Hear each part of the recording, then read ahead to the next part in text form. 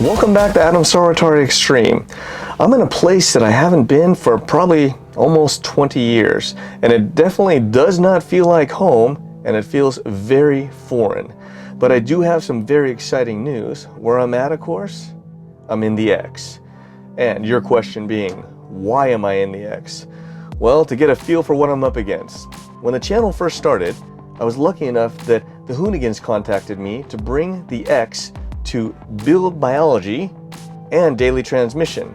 However, I had committed to all of you to get the 7 up and running. So, since the 7 is fired and running, now there is still work to do on the 7, but I'm waiting for parts on a lot of things that need to be done and my computer to get reworked. And the rotary guy is extremely busy getting ready for the match race, so bugging him for the other parts I need really isn't the best idea. But as they come in, I'll be working on that as well.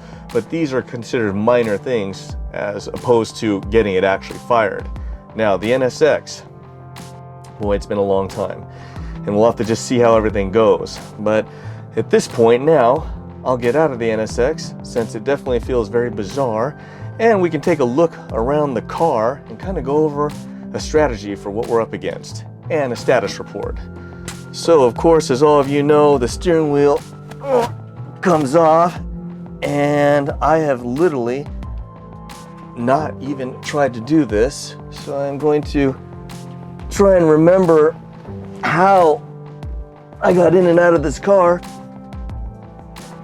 for so long, almost every weekend. Oh man. Okay. Whew. Well, as you can see, that is going to take a lot more practice, and boy, man, my age is really telling. But at this point, let's move to the front and check things out. Okay, let's take a look at what we have to do to get the NSX ready to run at Hoonigan's. And the list is long, as you can imagine, but my hope is that it's not as insane as the 7. So all of you have been through that process with me. You know the fuel cell and the lines, flushing everything, so we don't have to actually work on any of that. Breaking down the regulators, we'll have to take a look at that. The injectors have to be pulled and sent to RC Engineering. For any of you that have been letting your car sit, I can't stress enough, it's a must. And I don't know, Abel drives that into my head all the time. Injectors, injectors. So the injectors will get sent out. My friends at RC Engineering will go through them and make sure they're tip-top shape. One thing I noticed on the 7, which most likely is probably an issue here, is the wastegates are jammed. So I didn't mention it before, but anytime your car's been sitting, because you have that condensation as a byproduct, the moisture from the fuel burning on when you fire up, it often will corrode and create all sorts of issues in the wastegate. So if they've been sitting a long time, most of the time they're frozen. So both wastegates on here have to be rebuilt, and on the 7. That's another thing that'll have to be factored into the work. The turbos, man, it's hard to say because these ball bearing turbos don't run a seal. So it's very tricky on how to get them to work without having oil come out of the front and back. If anything is worn at all, then it's a massive oil leak. So I'm not sure exactly where we'll be on that, but hopefully everything will work out well. Now, as far as going to Hoonigan's and running this thing, 2-step burnout, that might be an issue. And the reason why, of course, is because all of you know I've talked about the main bearing issues that I had and the focus on trying to get everything dialed in. Now, I'll take you through the process of what I did to try and rectify. And the good thing is that a lot of these things are universal. And when I say that, yes, it was done to this engine, but JC being the engine god, he didn't learn it off this engine. He's learned it off of many different engines and was able to apply those principles to this engine. So those of you that are having issues, it might help you identify what's going on and possibly give you some strategies of what to do to try and resurrect it. As far as right here, since we're in the engine compartment, one thing that would have to be done is we are going to have to rework the oiling system. And at this point, what we think it is possibly more capacity, which means we'll need to do some major fabrication work and reworking up here. But that'll come along as the process goes. So let's go and shoot over to the machining area and take a look at some crankshaft information, and that way I can show you some of the stuff that I was experiencing and how I rectified it. I did pull the cover on the master cylinder and it still has fluid, so at least that's one thing that was much better than the 7, although I don't have pedal. So I'm hoping that if I just bleed the brakes, I'll get lucky, or otherwise I'll be reworking the entire brake system, much like that on the 7. But at least on the NSX, the clutch is not hydraulically activated. There's no slave cylinder. When you run one of these types of cars, it's all direct and mechanical. For those of you that haven't seen the video that's on Christian's channel, I tore down and rebuilt an NSX engine with him, one of my spare engines. So there's a lot of information on that, and I hope that I don't have to do that video on my own channel. However, it would depend on what happens in the process of running it with Hoonigans. So just to go over a few things to help those people that want to build engines, this is what you're looking at. So this is the factory NSX crankshaft. This is a billet one, which costs a small fortune. This is a prime example of something that I will pass on to all of you. Just because everyone thinks that something is better and it should work, it just doesn't always work out that way. Amazingly enough, the factory crank did much better at keeping bearings alive than the billet crank. So we actually ended up going through a ton of these, and we stopped having these made for whatever reason. But a lot of times that'll happen. A good example would be like, even Abel called me the other night and had mentioned that he was helping a friend with a Camaro that made a ton of power on his dyno. So they felt they should go to the new high efficiency turbos that run a ton of boost, and that cost, I believe he said, $4,000 to change the turbo. The problem was they could only run like 30 or 40 pounds before the cylinder heads would start lifting. So what happened was the car actually made less power. In theory, it should have made more, but the problem was they couldn't get the boost level to where the efficiency map was correct, so it actually made less power. Just another example of how sometimes you just think everything's gonna work, and it just doesn't. So getting back to an oiling problem or a bearing problem, okay, so I'll explain to you the process of what we went through.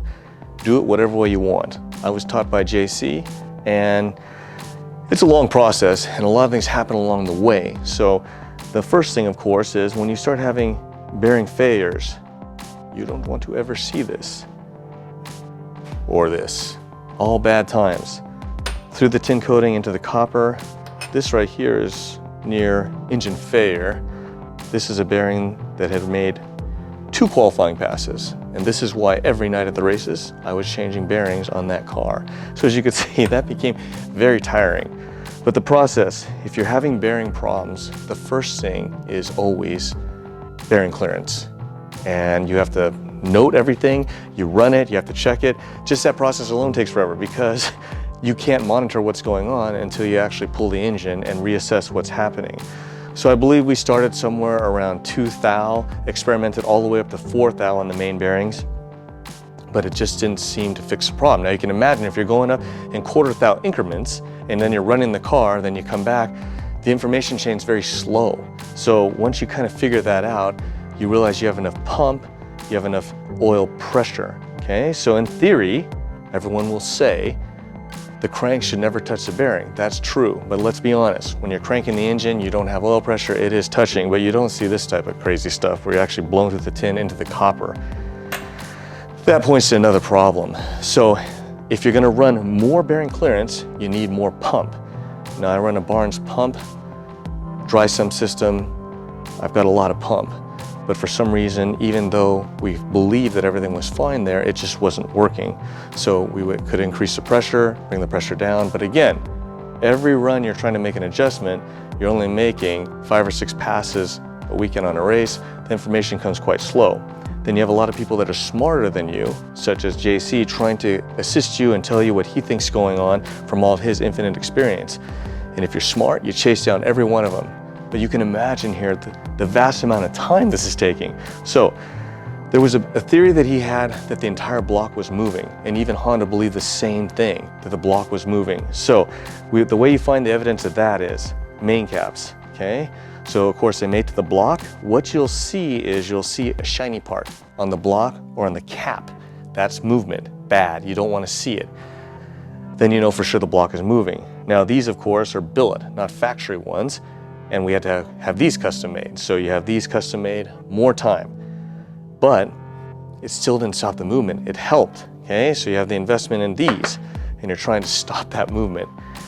So what did we end up doing? We ended up to try and stop the movement, had a special billet 6061 oil pan made that became a structural part of the engine.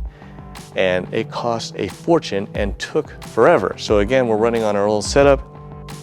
All of you that had custom machine work done can feel my pain. Took literally forever, which seemed like an eternity.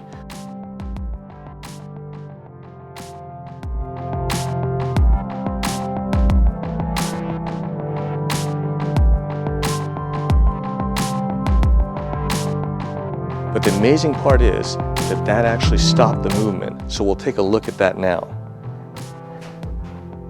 Now, coming back, the problem was that we had addressed we'd stopped the movement, is what we believed. We still had the problem. So at that point, we could not figure out what was going on.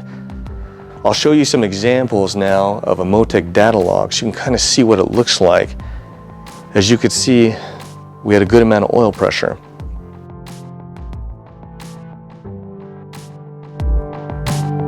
But for some reason, we believe that it possibly was still starving for oil. So we made a modification to the oil tank and an expansion to increase the capacity. It did seem to kind of make it better, but we couldn't decipher for sure. So as you can see, as all this time is going by, we're still having the same issue, which was a real bummer because we just really could not turn the boost up any higher. Literally, I would not make it through the rounds. So as all of you that have been sponsored know, if it's a question of going a little bit slower and making another round, you got to make another round. I mean, that's just the way it goes. You want as much exposure for your sponsors as possible. So the ironic thing is that I didn't catch, and I learned later is that I will pass on to all of you. This is a rod bearing, okay, for the NSX. And if you see these little spots right here, what that is that's actually caused by air pockets. So again, we somehow believe we had some sort of weird oiling problem, but we just couldn't identify what it was. If you're looking for a problem with bearings or in your oiling system, if you don't have enough oil, typically, the problem always shows up in the main bearings first, and it's universal across 4 bearings. Now, it may not be equal. Typically, it's worse in the center because the crankshaft will flex, but you'll see the same issue. You hardly ever see it start in the rods if it's an oily problem, and I'll tell you why. Because the oil's feeding up from the bottom and you have the centrifugal force of the crank spinning the oil out. So my friend Christian was asking me about his 240, and I explained to him that I do not believe he had an oiling problem because his main bearings were perfect and he only lost 1 bearing. When you have an oiling problem, typically it's universal. Not always, but typically. So you want to kind of start investigating. For it to be at one specific spot, it would have to usually be a clearance problem or a bad bearing, some sort of issue, but that's just kind of a rule of thumb that I've been taught and I've seen in these engines. So after going through all of that, you can kind of see that with the movement stopped and the problem still being there, it would all point back to probably an oiling problem. Now, the last time we dynoed at Duttweiler's, when I don't even remember if we made over 1400 horsepower, but it was right in that range. It was before my last race before I retired. That is where the information came to us. Now the problem is that of course, this is right before I'm going to retire. When the car made tons of dyno pulls down there, not the car itself, but the engine, because Duttweiler is an engine dyno, that's where it would all be dialed in. JC at the helm with Duttweiler, it made all these pulls. We were there 2 days. Everything was dialed in, ready to run. We rushed the car back here, or the engine, so I could tear it down and change the bearings. The amazing thing is, since we had stopped the movement, the bearings were like new. So immediately, how is that possible? We actually would turn it down at the track, make less power, but we'd have this instead of a bearing that looked like new. And I don't even think in my vast array of bearings here we have anything. Another bearing you could see just completely torched. And keep in mind, these also ran special HPC coating that they had put on to try and help so I can make through an actual race. It was insane. So when it came back, the engine was perfect. That leads to an oiling problem. So after talking to Duttweiler, when he told us when he designs a car, he actually builds the reservoir or tank in the car big enough to handle an entire pass. That way he would never see a problem where there'd be any sort of engine starvation. Now, as for why we were not seeing it on the logger, there's a number of theories. One is because when I pulled a chute, we had also changed the oil pickup to the front of the pan. You'll see that on the photos or the film work on the pan, just to counteract that reverse stopping power of the car. It just seemed to be baffling. But I can say this, when you come up with these problems with the race cars, just keep working on it. You'll probably eventually figure it out if you stick with it.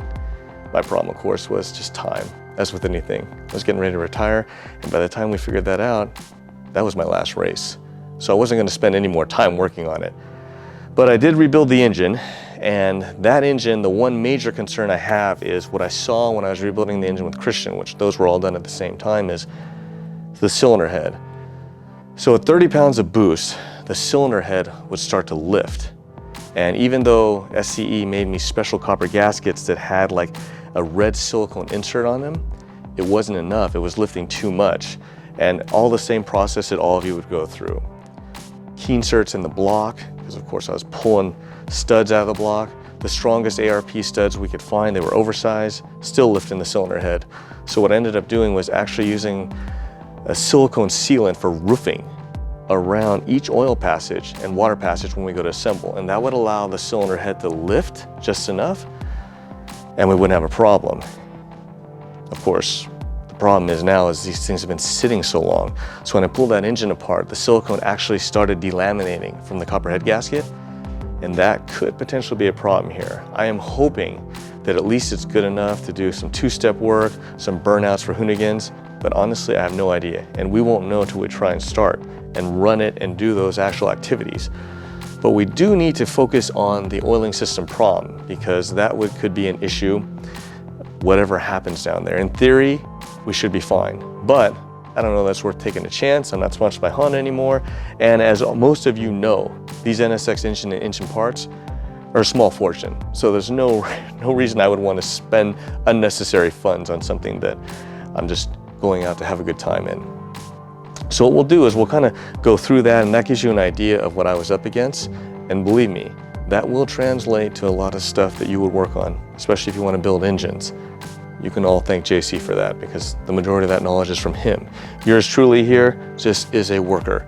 But in any case, that's a lot of what I learned, and you can kind of see everything. So talking about bearings, just for those of you that don't have experience with this and want to know, at least with Honda, the bearings all have colors, and that's how you're able to adjust your clearance from the journal.